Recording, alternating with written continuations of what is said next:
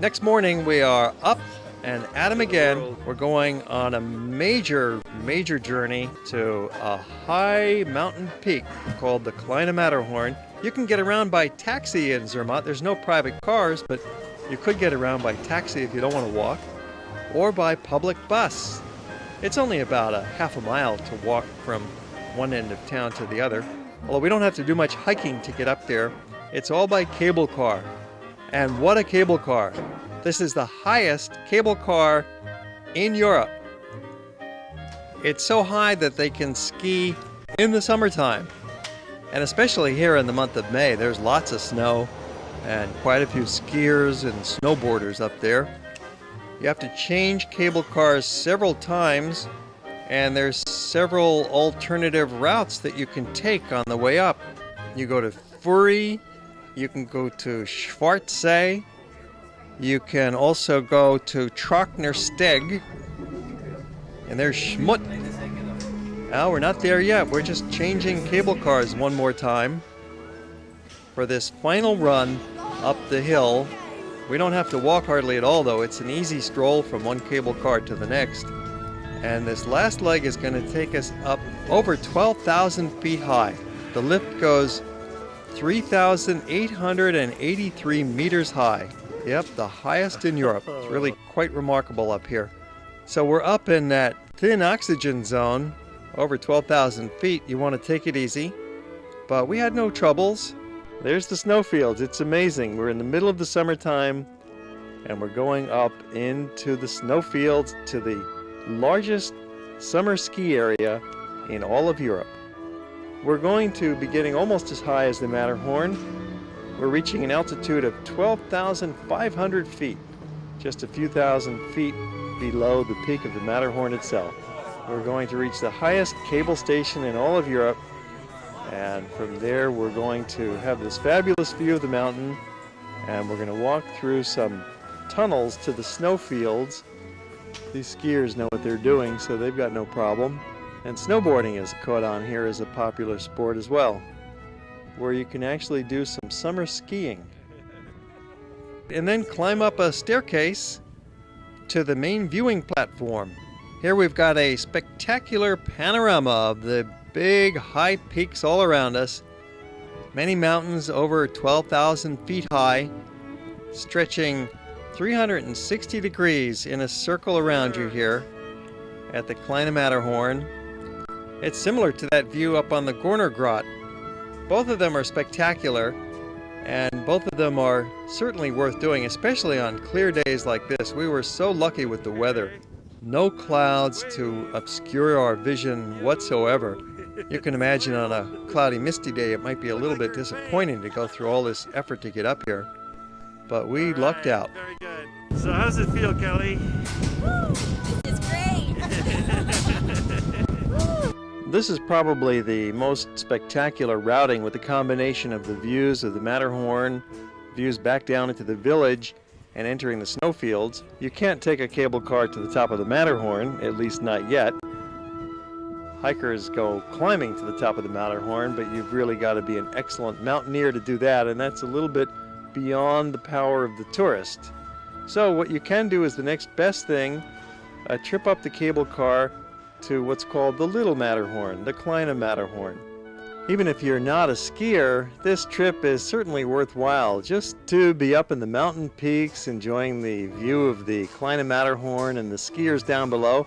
And if you are a skier, this is a great treat in the summertime to be able to ski. If you're just out for the sport, to look and enjoy yourself and have some fun, this is a good spot to do it. You can do some helicopter skiing up here as well.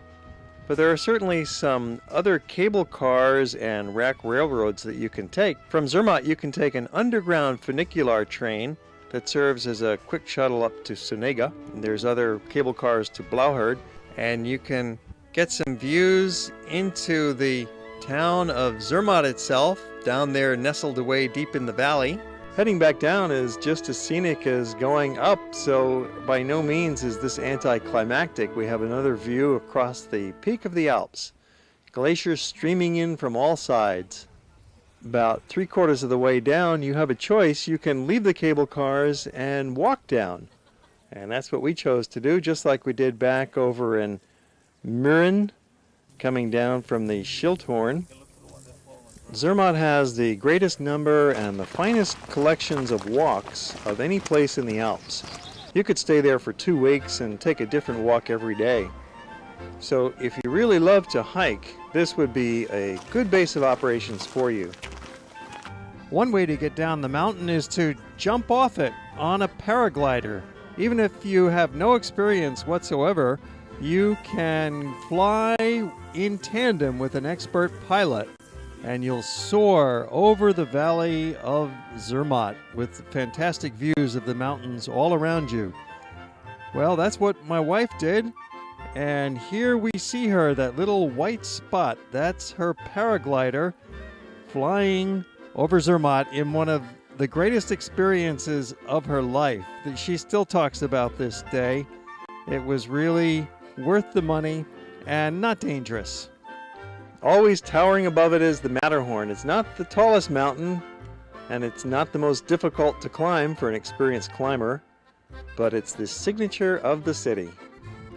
Walking down, we pass through several tiny hamlets on the outskirts of Zermatt. Sweeping views in every direction as we come down. And as you're walking, you'll find these helpful signposts that give you the distance in the number of minutes it will take to get to a place. A half hour, 20 minutes, 40 minutes, instead of saying 2 miles or 5 kilometers, it tells you about how long it's going to take you to get there. Wildflowers are in bloom all summer long here in the high meadows of the Alps. Where else but in Switzerland could you take a morning tram ride up to the high alpine meadows and wander past tumbling glaciers below jagged horn-like peaks, stop to pick some flowers, have some Apfelkuchen and friendly chatter in an alpine hut, and then make your way back down to the village for some civilized shopping and dinner in a nice restaurant. What a country.